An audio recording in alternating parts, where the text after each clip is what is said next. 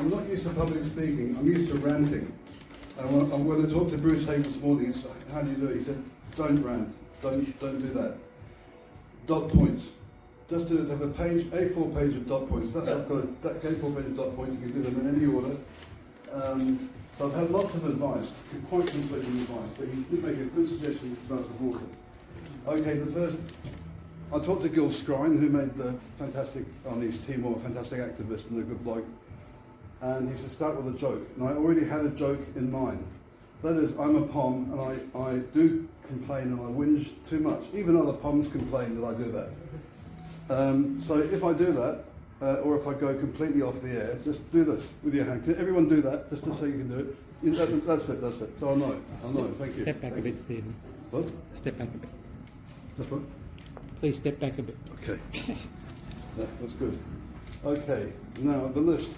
There's a list of the 12 people who died, were killed by the policy on Manus and Nauru. There are many other people who've had their lives destroyed by it, but these are the ones that actually died on Manus and Nauru. Okay, first is 17th of February 2014, Reza Barati of Iran, we all know, actually murdered in the full sense of the term. 22nd of June 2014, Ibrahim Hussain of Pakistan. Third, on the 5th of September 2014, Hamid Karzai, also Iran. Then 29th of April 2006, Omid Masoumali of Iran. Omid, his name means hope. 11th of May 2016, Raqib Khan of Bangladesh. 2nd of August 2016, Kamal Hussain, Pakistan. 24th of December 2016, Faisal Ishaq Ahmed, Sudan. 7th of August 2017, Hamid Shamshiripur, Iranian. 2nd October 2017, Rajiv Rajendran, Sri Lankan, I imagine Tamil. 2nd of November 2017, Jahangir, Bangladesh. 22nd of May 2018, Savim Corning of Myanmar, actually a Rohingyan stateless person. 15th of June 2018, Fariborz Karami, Iranian again. And I read that because I went to it was a Civil Liberties Association of New South Wales event, and I asked them just to read the 12 names to make it real, who the people were, some of the people whose rights we have completely failed to protect. And I was actually insulted by Meredith Bergman. and then I went back and said, it's actually Vivian's idea, but I went back and she said, go to talk to Steve Blanks. And I gave it to him. And he said, oh, yeah, I'll do it. And then towards the end of the evening, I said, are you going to do it? He says, no time. So I thought, well, if I do something like this, I'll make sure I do it, because these are real people. They're not just a phenomenon or a concept. It's these people, and it was terrible each time one died. You heard from their mothers and their fathers quite often. And they were murdered by the policy of keeping people, of treating refugees like criminals. Now, what's my dot point? So that's list. That's the list. Okay, the next thing is my father's letter, which is very interesting. If I can find it among my papers. Here. Okay, and I need my glasses. This is what my father wrote. As a refugee, he went to from Austria to New Zealand, and it took a long time. It took, I guess, between 1 and 2 years. I don't know all the things that happened in that time. He was in Denmark for a while.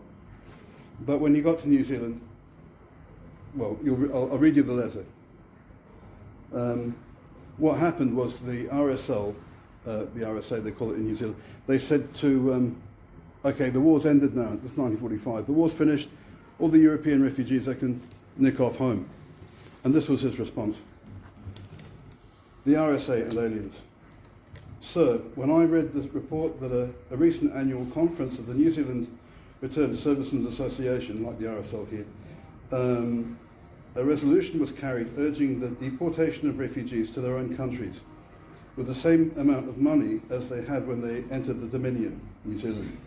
I wondered whether I was reading an obsolete German fascist paper or whether it all happened in God's own country, in New Zealand.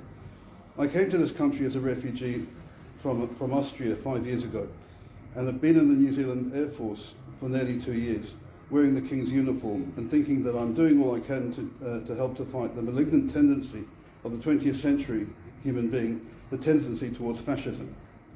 I am bitterly disappointed to find that those people who have actively fought fascism, obviously many of them without knowing what fascism actually is, take up an attitude right here in New Zealand that is so very much akin to the very ideas they have been fighting against overseas.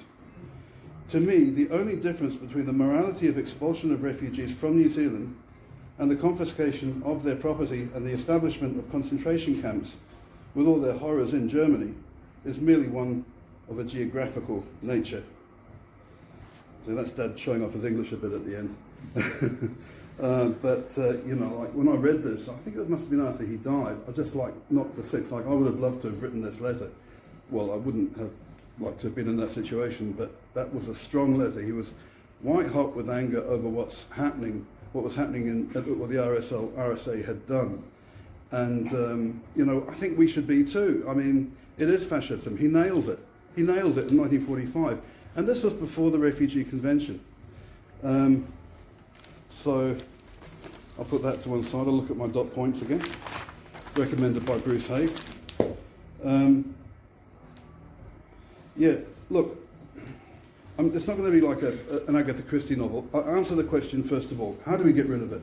How do we get back to the Refugee Convention? I'll tell you. I always think it's very swish when people have it all on their phone. I think I'll do that next time. Well, what it is, there's got to be I'll do it from memory, like it's got to be an education campaign on the convention. We've got to see it for what it is. This is an attack on all our rights. It has always been that. But see it not in terms of today, but see it in terms of, you know, bulldozing of skeletal bodies into mass graves. That's where it came from. And I'll like go into it a little bit. What this bloke who actually wrote it was called Paul Weiss. He was also from Austria. He was born 14 years before my father in 1907 in Vienna. He was a lawyer. He escaped from Dachau. That's who wrote the Refugee Convention, 37 articles of it. And he's called the saviour of refugee protection. That's what he's known as. He died in 1991. Now, we have to personalise it. We have to understand. And I take my hat off, really, to Barry Fatterford, who really enlivened me to what this was all about and related it to my own father and his history. And she was talking about the voyage of the damned and this boat, the SS St. Louis, that left in 1939, left Hamburg, full of Jewish people, and then was refused entry everywhere. I mean, this was a tamper of its day. It was refused everywhere, and it went back, and a lot of the people, some of them escaped, but a lot of them ended up in concentration camps. So that's one thing. Another thing we really have to do, I think, is to change the language, and I've always said this. It's not detention. It's not detention. Detention is short term. Let's look at what Behrouz Bichani wrote in his book, No Friend But the Mountains.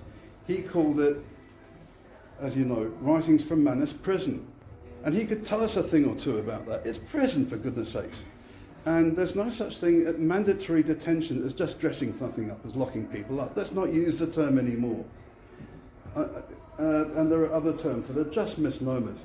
Of course, we know illegals has all been bullshit from the start. But how come it took so long that was thrown into the bin? It took too long. But the one that I hate is, at the time, we've been suffering it for so many years, is people smuggling. People smuggling, there must be concealment. There is no concealment in people being brought from Indonesia to here. I don't think it's happening very much, but we don't know. Smuggling needs concealment. They're being brought from Indonesia to the border where they can claim asylum, which is their right. So that's all wrong. And so there's all these slurs, and actually, sadly, it's been picked up by the advocacy organisations, and they should know. I think they should know better. We use our own language, as the people who are involved in the Timor campaign will know, Peter and so on. We use our own language. We don't use the government's language. We use the language of resistance, not the language of power. So thank you to Brendan Murphy for that. Brendan Doyle for that this morning. Okay, I think I've lost my dot points somewhere. Language, we've done that. Okay, these are the letters. Okay, we had a thing. My wife told me, like, you don't do public speaking and you don't do it very well, so why not you write letters really well? So why don't you do letters? And I thought that's a good idea. It's called epistolary narrative. It's nothing to do with getting pissed. It's to do with you write letters to who you want to do it. And so I've got a few letters here. I just let rip last night. Okay, dear head of Amnesty in Australia, because honestly I would have liked someone from an organisation to be here. This is my idea, to have someone from a human rights organisation, but there was no one. So, okay, maybe I'd not better cut out the whinging letters. Why don't you answer my letters? Why not? Why haven't you? That goes on like that. Sorry. And they, yes, sorry. They've never come to see us at our weekly protest every Friday. Now I think it's a great thing, with real solidarity, that the people in the offices, they come down, they have a look sometime, and people in demonstrations. There seems to be this apartheid thing of people in offices and the NGOs and other people on the streets. I don't know why this should be so. Plus they don't answer my letters. And I was actually in correspondence with Peter Benenson, who founded the organisation for quite a long time. He was a great bloke. He understood you have to get human rights into the culture. You have to talk about them. So look forward to seeing you, S. I haven't put the names of the people here, but they do have names, the heads. Okay, what's this one? Dear Morrison, I know I should be seeing patterns of power and not focusing on individuals, but I don't like you. Because your lump of, talks about his lump of coal and what you should do with it. And you didn't know there was slavery. I think you really don't know there was slavery. And it ends with piss off, Stephen. And sorry. I just let rip last night. And I thought this was the right thing to do. I read it to my wife. She said, you can't read that. Dear relative in Melbourne, this is my Austrian relative in Melbourne. So you are not a refugee because Austria was not at war. Really? But being a refugee is being having a well-founded fear of persecution. Dad was a refugee, so you must have been one. You want nothing to do with the Billawheeler family and want nothing to do with my projects. Sorry to use you in this way, Stephen. Look, this is something I've often thought about. If all the people who were refugees, plus their children, would actually do something, we could get rid of it in 10 minutes. There are so many refugees in Australia. Where are they hiding? I just think there should be solidarity with the new refugees. Yes, they may be Muslim. Doesn't matter. They're refugees. Same situation. So that's my frustration. I often think that when I'm at town hall. Dear passerby, you say I'm all right as you pass our stall. I'm all right, Jack. If you remember the film I'm All Right, Jack, with Peter Sellers in it. Let's say that, I'm all right. But the refugees aren't, and neither is Julian Assange. Neither is Kumanjayi Walker, who is dead, killed by police. All with our taxpayer dollars. We are not all right. Beyond you and your family, many things beyond you and your family, many things are our responsibility and are not all right. I feel like tripping them up or something. I don't know. I've never really got used to that. So many people will just walk past. They think you're some other. Anyway, I'll do this. Have this all on my phone next time, I think. Stephen, speaking to the mic. Dear Ida Buttrose. Okay, Ida Buttrose. Start answering your letters. I understand many of my letters were thrown away by security because the envelopes contained letters to all the 3 ABC boards. Stop treating the audience with contempt. Stop following government orders. Democratise the ABC. That's what we should be doing. Do your job. They used to, I mean, this is a thing that people don't often say, that they used to write letters back. Politicians, they used to write back. Now it's across the board, they don't. I think it's a scandal. Dear Rupert Murdoch, I don't know what to say to you. The latest Green Left is better than all your publications put together. We will win. To resist is to win. Those are the words of Shanana Guzman of the Timorese, the people you've vilified for so long. Have a happy retirement soon. P.S. Don't fall off your yacht into the sea. Okay, we're nearly there. Craig Foster, I really like your press club speech very much, but we are not better than this. The present situation is an exact reflection of reality, the power structure, the cowardice, and the occasional solidarity and bravery. You treat people as equals. Your friends are refugees. Well done. I look forward to meeting you. Thank you, Stephen. You can blame Vivian for all these. Okay. I blame you. What's that? I blame you. Oh yeah, that's right. Okay. Dear Clover Moore, thank you for telling me that Sydney was a refugee welcome zone since 2006. How come so few people know this? We are fighting fascism. Did you know that the Madrid town hall has refugees welcome across its facade? And Palermo's mayor defies the Italian government policy and really helps refugees. Why not us? I've written something else there, but what happens is that more often than not, the town hall people hassle us. This is their policy, and I explain to them, this is your policy. Okay. Dear Archie Roach, thank you for the last chapter of Tell Me Why. I will read the rest. Thank you for talking about the sadness, alienation and dislocation in Australia. So many non-Indigenous people relate to your song, Took the Children Away. I think this and My Island Home should be the national anthem. I look forward to the film with you and your late partner, Ruby Hunter. Okay, I've got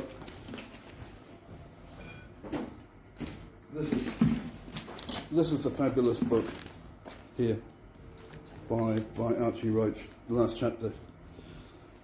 If it's all half as good as the last chapter, it will be brilliant. Dear Rubika Shah, thank you for making the most inspiring activist film ever, White Riot.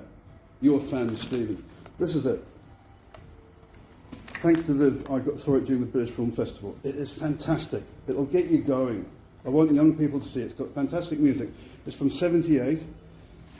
78. Step back a bit. Okay. From 1970. When it was, I mean, I'd like to see activism in Australia a whole lot more sort of creative, just like this film. So it's National Front. I was in England then. The National Front was on the rise. And they started the Rock Against Racism. Really worth watching that film. So that's it. So to solve this problem, solve the problem. Thanks. Done. Nearly done. There's one more to Noam Chomsky. There must be one. Yeah, he's the one who. Oh, dear Nick McKim. He doesn't write back either. Do you remember Sarah Hanson-Young? Do what she did when she was fighting refugees. Answering bloody letters. I think I get rude there. And the same with Adam Bant, to be honest. Rebecca Shah. And the last one must be, I do write one to Noam Chomsky, who does write back. When people say they can't write back, they can't respond, they can't engage, I think Noam Chomsky, he's 94 years old, always does it. It's at this level that we really need to get moving. It's so frustrating for activists. We should be doing what Melbourne does, really fight, and change our language and do a lot. I did have it somewhere, the list of things that we needed to do to really overcome it. We can win. The trouble is that Australia has infected the rest of the world with this rubbish of locking up refugees.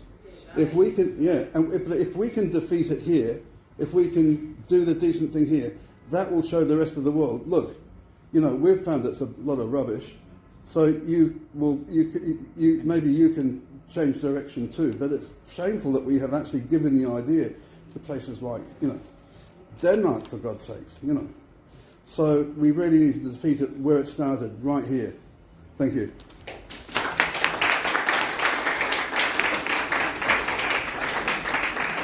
Everybody, thank you, Peter and Steve, for having me here, and it is my pleasure to speak before you here. I pay my respect to the elderly, past and present, to the first owner of this land, Aboriginal people. As Peter mentioned, my name is Mohammad Sadeghpour. I'm an Iranian-Australian citizen. By the help of a family friend and local people, I fled Iran on March 1995 to Pakistan. And then under the supervision of the UNHCR in Istanbul, Islamabad, I came to Australia late in 1997. Today I try to break my speech in two parts that make it easier for all of us to understand. The first part I try to focus on Australia obligation on international obligation to International Refugee Convention, and the second part I try to, because I'm from Iran, to bring you an example of why and at what stage a person decided to leave his homeland or her homeland and seek asylum. Thank you. Dear friends, presently Australia maintains various international legal obligations in relation to refugees and asylum seekers. Such obligations arising from the Convention relating to the status of refugees 1941 and the 1969 Protocol relating to the status of refugees, collectively recognized as a Refugees Convention. At the same time, Australia holds a legal obligation to establishment of the key objective and purpose of the Refugee Convention in the good faith.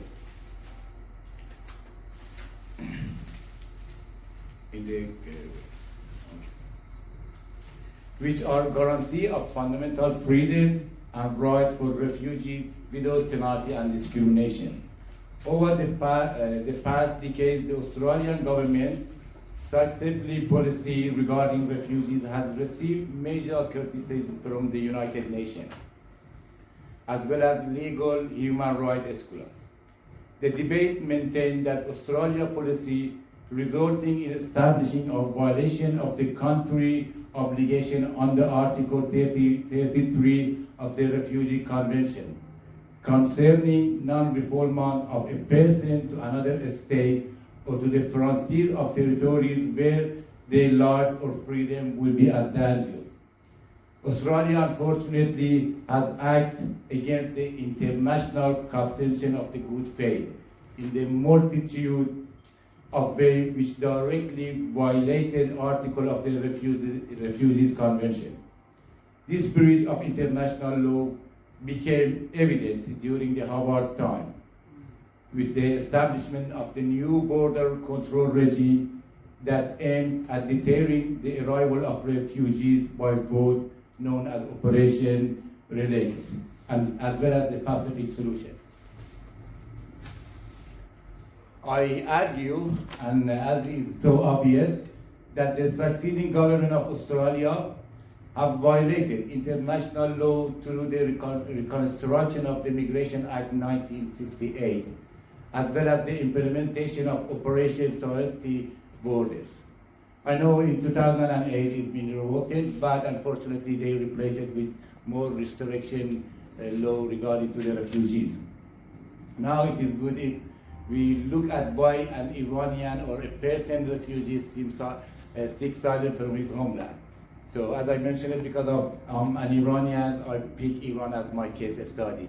And to do that, I pick up the latest report by a special rapporteur on the situation of human rights in Iran, which has been presented to the United Nations Human Rights Council on January 13 this year.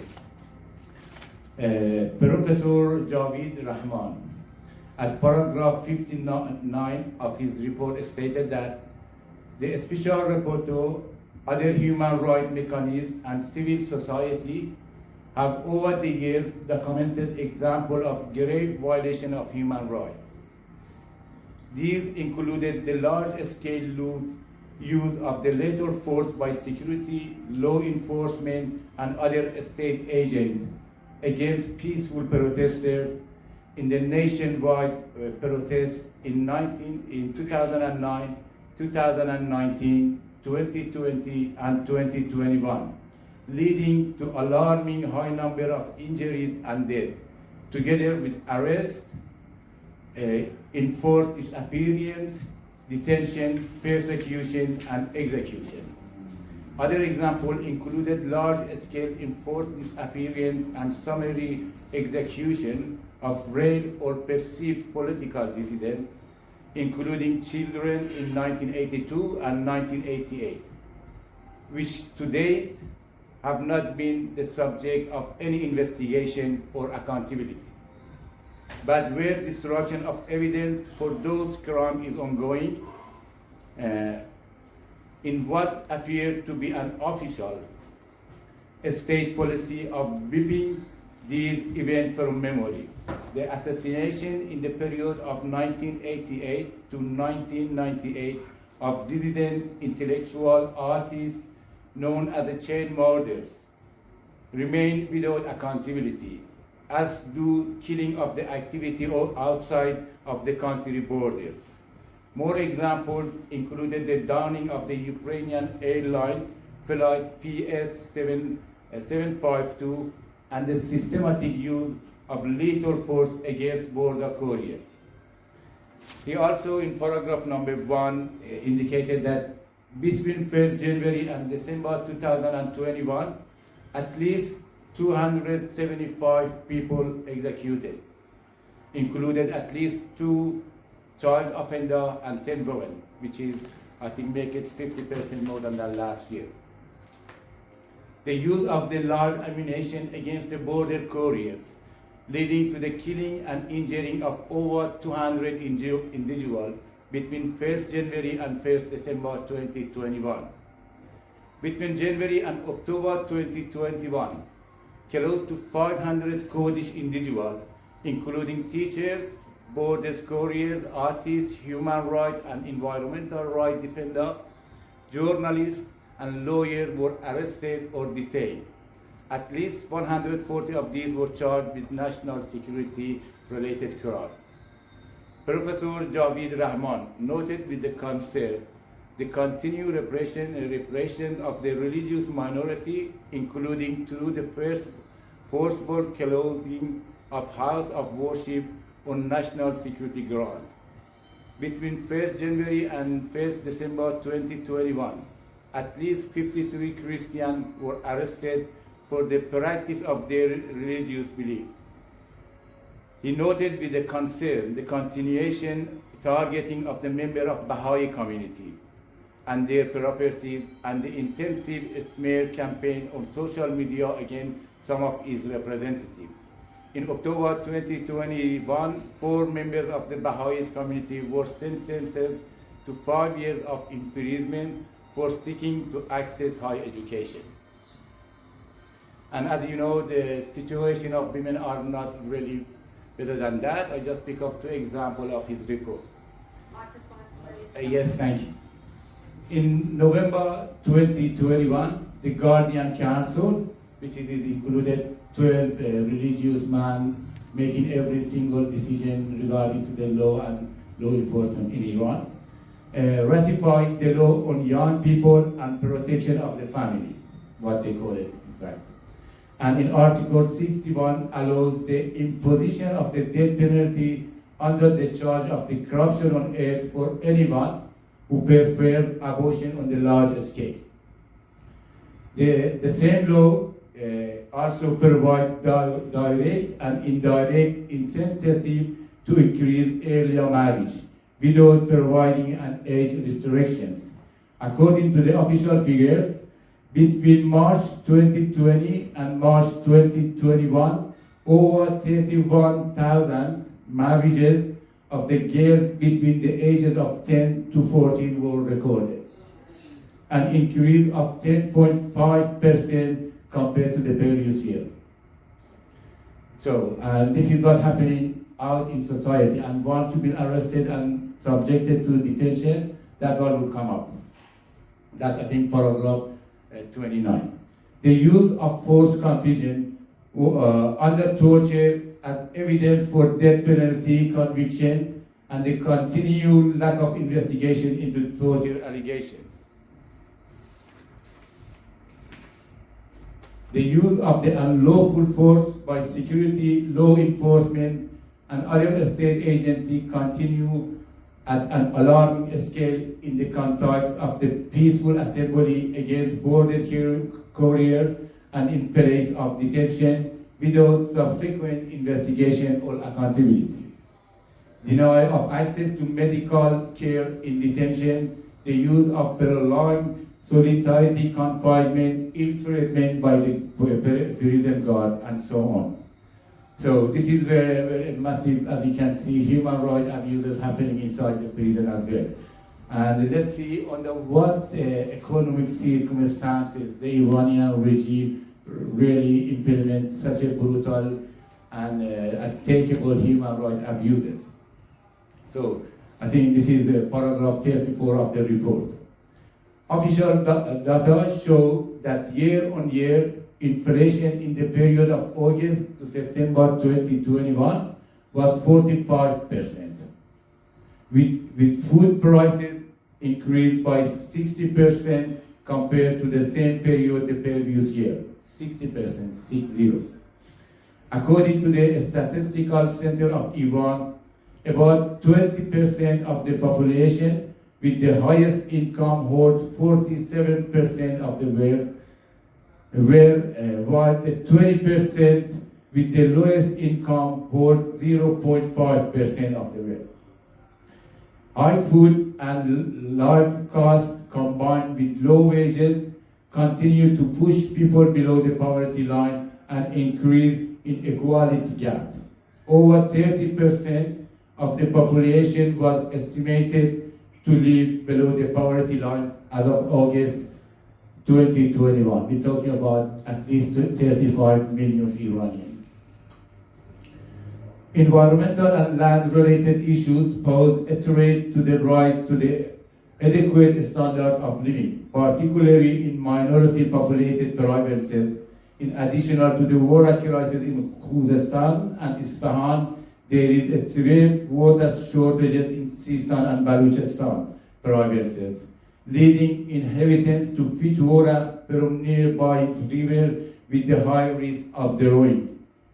About 28 million of the country's 83 million people live in areas with the water shortage, mainly in the central and southern region of the country. So we touch on all this suppression, abuses, and let's see what is really the reaction of people to all this. That's the first part is a part of the Iranian human rights report that we collected during the year and been announced earlier this year. Based on the Iranian Human Rights Organization report in 2021, about 12,360 protests have been recorded in Iran. Every single day, at least about 33 to 34 protests been taken up by the Iranians. In 31 provinces, all Iran, and among most sectors of Iranian society, including workers, teachers, nurses, retired women, and you name it. This is part of the Professor Javid Rahman report. In a series of protests that erupted in mid-July 2021 in over 20 cities in Khuzestan province, subsequently extending to other areas, including Isfahan, Lorestan, Azerbaijan Sharqi, means East Azerbaijan, Tehran, and Karaj. And they have been referred to as the uprising of the thirsty, people for war, leading to the killing of at least 8 individuals, including 2 children, and in the injuring of a large number of others. Internet shutdowns were reported in several places. Many of those injured went into the hiding and didn't go to the hospital for the fear of being arrested. Report confirmed that over 360 individuals were arrested in Susan Gates city alone. It's just a small city in south of Iran. At least 9 children aged between 12 and 18 years were also reported to be arrested. In November 2021, several peaceful protests took place in Isfahan, culminating with the thousands of the farmers and other rallies on 19 November to decry the drying up of the Zay and the Rud River, the redirection of its water to neighboring provinces, and the impact on the road. On 26 November, a large number of the security forces violently attacked the protest site and set the farmer tent on fire to prevent further protests. They used baton, tear gas, and pellet guns in the violent crackdown on the protest, leading to head and eye injuring and arresting of at least 200 individuals. In paragraph 31 stated, over 350 protests took place between June and October 2021 in several sectors of Iranian economy. The most widespread strike was held by workers in the oil, gas, and petrochemical industry between mid-June and end of September 2021. The strike was begun by temporary contract workers and spread to over 100 oil, gas, and petrochemical sites across the country. It is estimated that 75% of the workers in the oil industry are temporary contract workers. The teacher held 4 waves of the nationwide protests since August last year, up to January this year. This strike considered as the largest Iranian teacher protest in past 43 years. A number of teachers have been arrested and currently are in prison. In fact, since December 2017, there were several large nationwide protests by Iranian people in rejection of the regime entirely.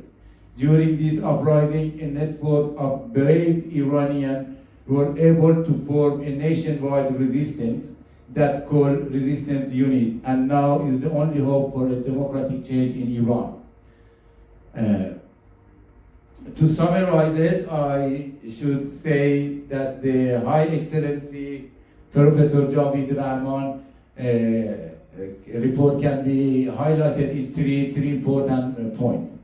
The first one, he clearly indicated that the continuation of massive systematic violation of human rights violation in Iran, which is the main route for the people decided to seek asylum in other parts of the world. And secondly, the failure of international community to obligate a state like Iran or even Australia to uphold human rights principles. The serious shortcoming in the legal framework and justice system, together with systematic violation of the due process and fair trial, render most, if not all, execution in the Islamic Republic of Iran arbitrary deprivation of life. And the third is the impunity that members of these states are enjoying and lack of accountability. The atmosphere of impunity surrounding arbitrary deprivation of life by a state agent said an affirmation that there will be no consequence for such an illegal act. Within the above-mentioned system of governing, it is clear that obtaining accountability for human rights violations becomes unfortunately arbitrary at best and impossible at worst.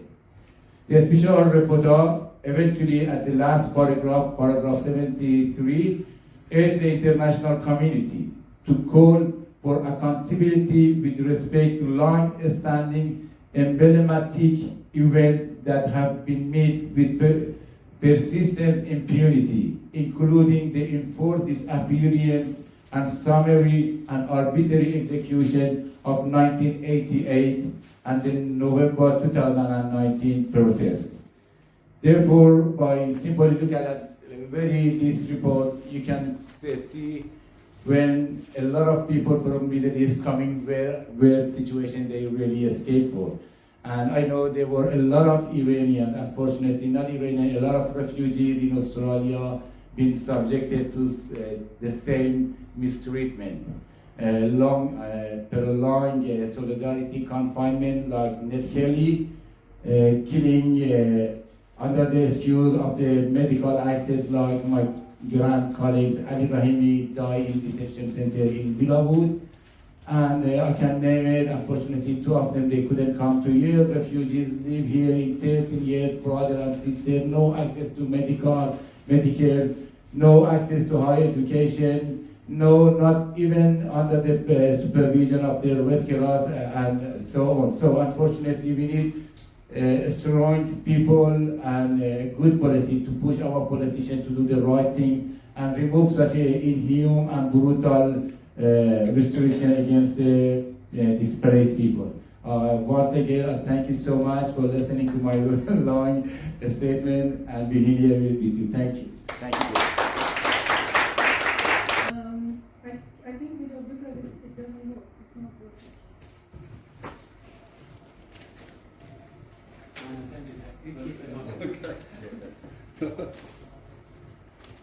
Go, Nikki. My name is Nikki, and please do not film me. You can record my voice, but not my face. Firstly, I need to say that English is my fourth language. I do not believe in any border, and I believe that everybody on this planet should be allowed to live and move around wherever they want. And I am also strongly in support of freedom of Julian Assange and all brave indigenous people that the country belongs to them, and instead of that, all politicians must be arrested. As a refugee that I have lost 2 more members of my family, including my mother, my brother, and other relatives of my families. So my question is this. My question is actually in respect to the Mohammad and his wonderful wife for the permanent struggle against brutal Islamic regime.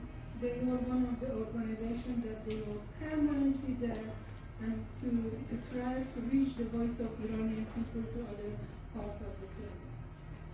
So my question is actually to the Western leftists. What is the reason that the Western leftists have remained silent for over 4 decades against the brutality of the Islamic regime?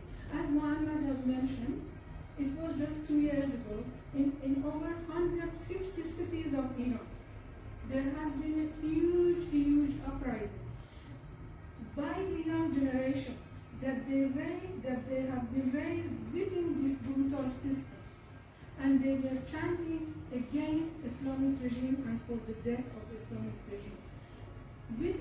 Just because of that slogan, within 3 days they have killed over 6,000 of innocent Iranians, and not a single rally or demonstration or action has been organized by the leftists. This is a huge shock to us. So, my question is this, actually, because I agree with Mohammad, but my question is to Stephen.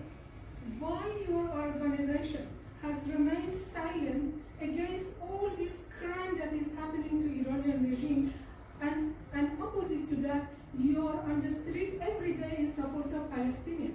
I support Palestinian too, but what is the difference between blood of Iranian and Palestinian? And if you say that whoever is being killed by Palestinian has been come to the power like Israel by the Western government, the Islamic regime came to power by Western government as well.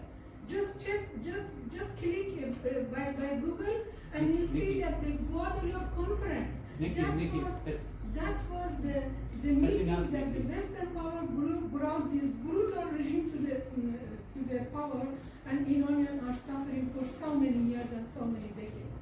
Thank you so much. Who wants to answer first?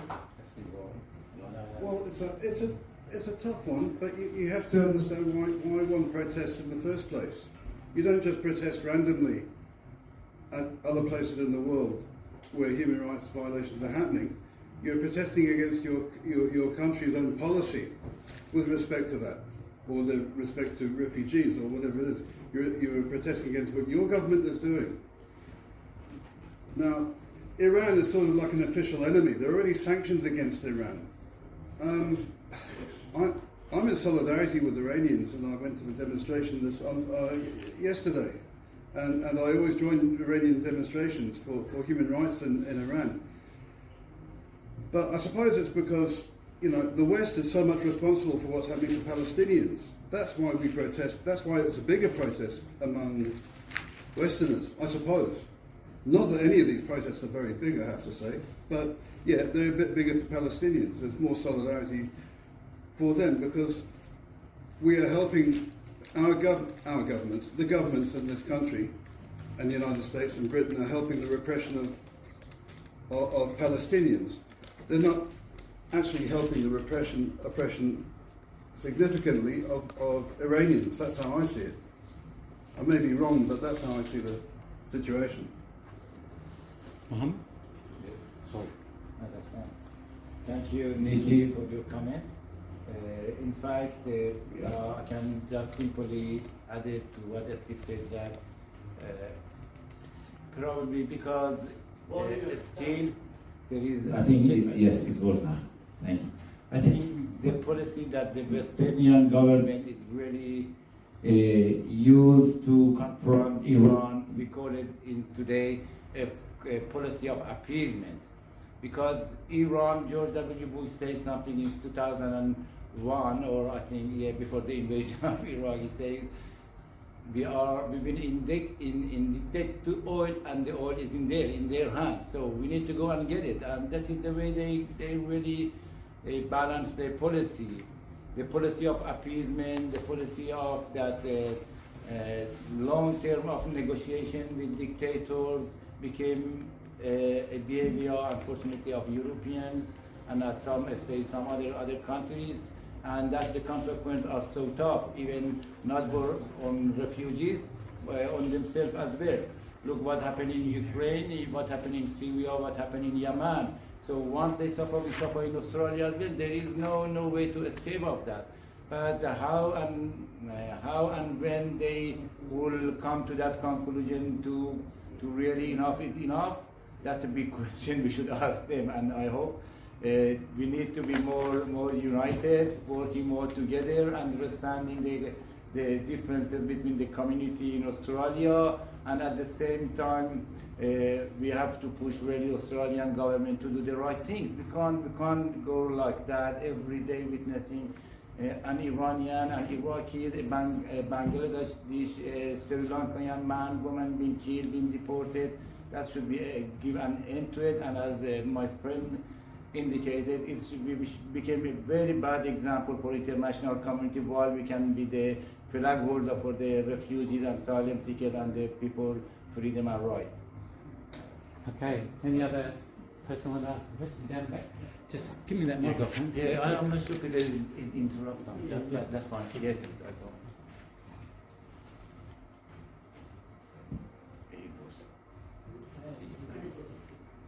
Hello, I'm Joffrey, Hi, John. and I do support your causes. I do support many other causes with regard to human rights. But that is a big problem. We seem to be fighting for human rights on many fronts, from refugees to indigenous people's rights to other rights, gay rights, rights to the environment, and we need a uniting front to protect all these rights. Otherwise, we will be divided and conquered, as we have been divided and conquered in the meantime. How do you feel that? Why don't we all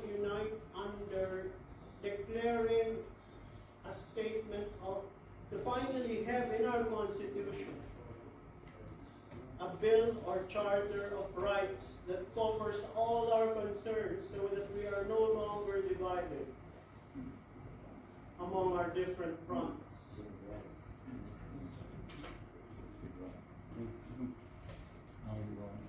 Well, this is a very good question. Thank you, Geoffrey. And of course, we should have a Bill of Rights. Not a Bill of Rights. That's too difficult. That's legally very hard to do. A Human Rights Act would be. Is this working? Yes. Would be. Human Rights Act would be doable. Which is what we really, really need. I forgot to mention this. When we don't have, when we're not talking in terms of human rights, particularly with refugees, I was going to say this, that what happens is you get the narrative of, refugees have done so much good in Australia, which is true. But refugees are a mixed bag. You know, they're like you and me. They just have to get out of their country because of persecution. But you get that good refugee or the poor, vulnerable refugee. And I hate these stereotypes, really.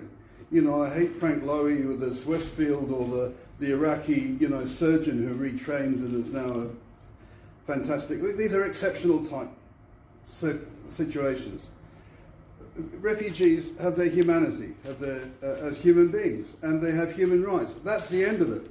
No good refugee, bad refugee. But if you have a good refugee and the poor refugee, you can also have the refugee who's charged or Dutton says they're molesting children. That's easy.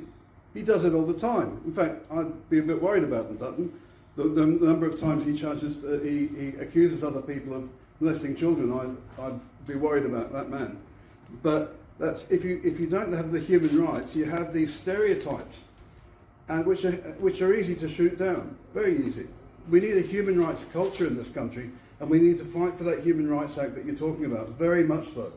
So yes, I drink to that. Yeah. Okay, who's next? Okay.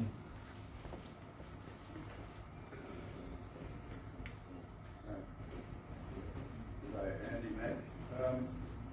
Great speakers. Thank you for that. Speaking up. Yeah, I used to go out to Villawood, and it was so disheartening going out and talking to these refugees there and coming home and people not really being too sympathetic, and that seems to me to be the biggest problem. So I want to put to both speakers, how are we going to get across this issue that Albanese in the speech the other day, the budget reply had no mention of it. Biden's going to go through some tough times leading up to the midterms because he's opening up the border in the south that Trump had closed down, not totally obviously, but opening it up a bit. And yet, he might lose the midterms. Similarly, if the Labor Party declared its support on the lines that you're talking about, we might be having another Tampa, threat. So how do we get out there and convince people that these are our rights and responsibilities as a party to the United Nations first principles has to be carried out? Thank you.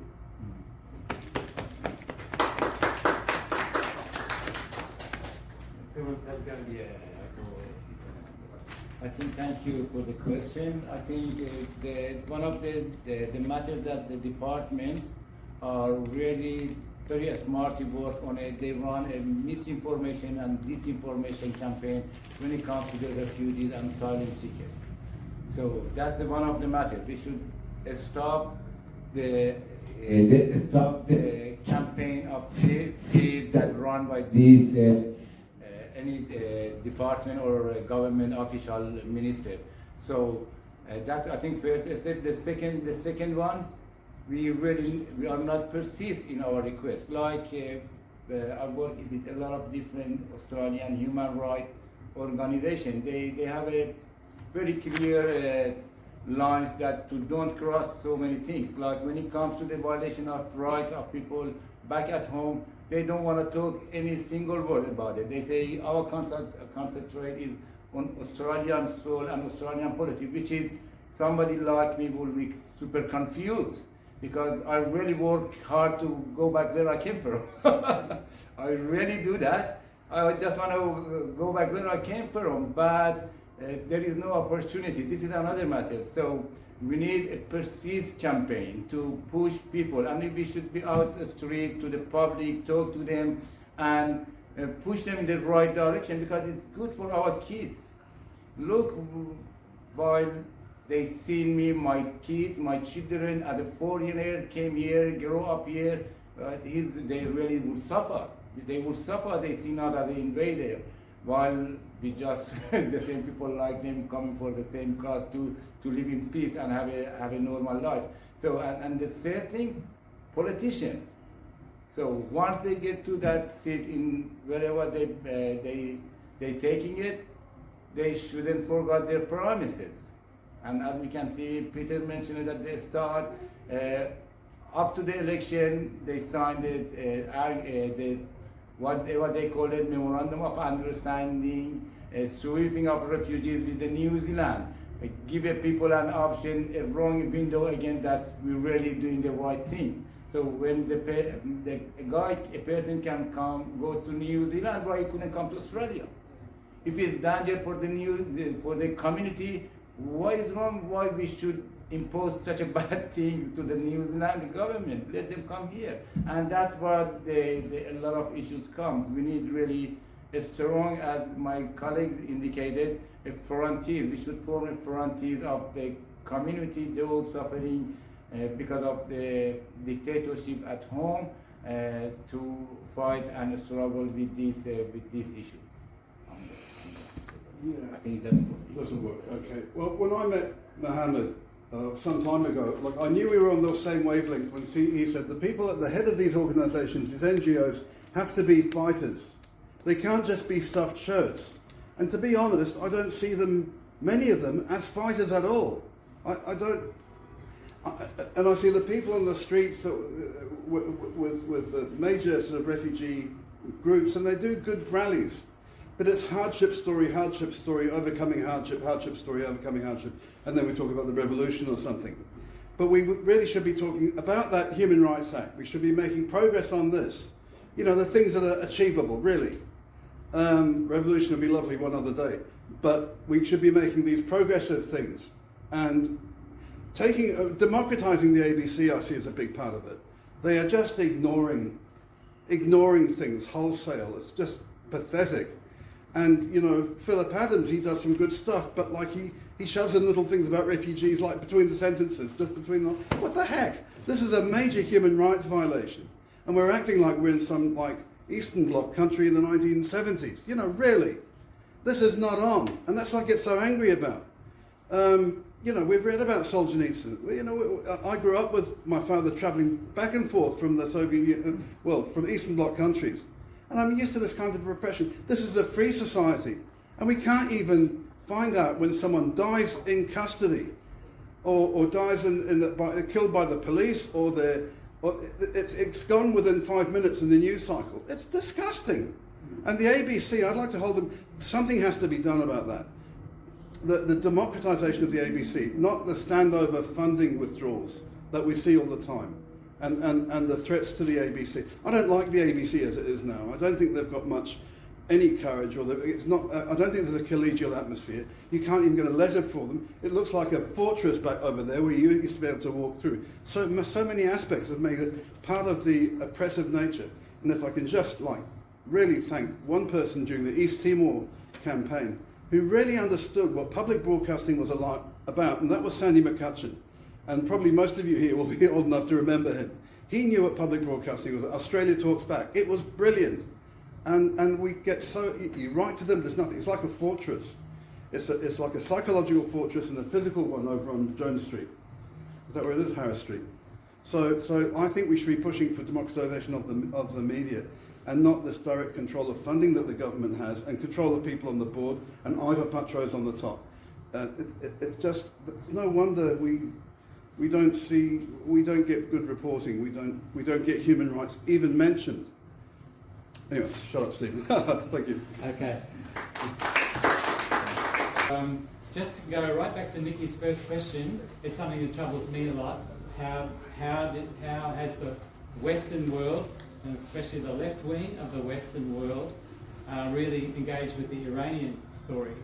So I know from the National Council of Resistance of Iran that it includes conservatives and social democrat forces from lots and lots of countries. So it's not as if it's only the conservatives have done anything, these others have done it. But I think that the far left, though, has had a big problem with Iran. The number one issue is because the United States is so antagonistic to the regime in Tehran, at least on the headline level, therefore there's an instinctive reaction, sort of unthought through, really, to defend them, whoever they are, no matter if they're mass murderers. And so instead of thinking about, well, what's happening to the Iranian people. And one other angle has been in the Greens, which has been an important political force in Europe, especially, and it's also significant in Australia. The Greens have looked at it and seen a sort of anti-Muslim line of attack on the government of Iran instead of seeing an anti-fascist one. And so they have been really stopping more effective action in Europe for a long time. And that has had its echo here in Australia. So in fact, in the politics in Australia, we have some Greens who have been good on this, like Lee Rhiannon and David Shoebridge, but we have, all the other Greens have been pretty much closed door on this. So there's a lot of introspection we need on the left to rebuild ourselves, which other speakers have referred to. And I do think that we must go back to the reference point of the working people, the farmers, the poor people. What's happening to them? They are the soul of any country. They're the soul of Iran. And we have to stand with them in the first instance. Same with Australia, same with our own society. So I'd just leave with those thoughts. But don't give up. Don't give up, just stop. Bravo, well said. Okay, thanks very much. No, I'll come and talk to you in a second. But thanks.